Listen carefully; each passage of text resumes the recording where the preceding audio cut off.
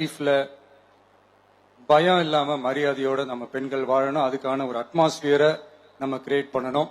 அதுதான் நம்மளுடைய first target. இவ்வளவு நேரம் நான் இதெல்லாம் ரொம்ப சாஃப்டா சொல்லிட்டு இருந்தேன். ஆனா பெண்களை தொந்தரவு செஞ்சுட்டு அப்படியே எஸ்கேப் ஆகி போயிடலாம்னு நினைக்கிறவங்களுக்கு நான் ஒரு வார்னிங்காவே சொல்றேன். பெண்கள் பாதுகாப்பை டிஸ்டர்ப் பண்றவங்க யாரா இருந்தாலும் அது சகிச்சுக்கவே முடியாது. அவங்களுக்கான தண்டனைக்கான அந்த நடவடிக்கைகள் எல்லாமே போலீஸ் டிபார்ட்மெண்ட்ல இருந்து ரொம்ப கடுமையான ஒரு தண்டனையா இருக்கும். கடுமையான ஒரு நடவடிக்கைகளா இருக்கும்.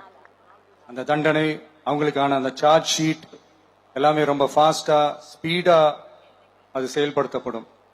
என்ன ஒண்ணு, அந்த ஸ்பீட்ல நிரபராதிகள் யாரும் தண்டிக்கப்பட்டிருக்கூடாது. இதையும் காவல் அதிகாரிகள் மைண்ட்ல எடுத்துக்கணும்.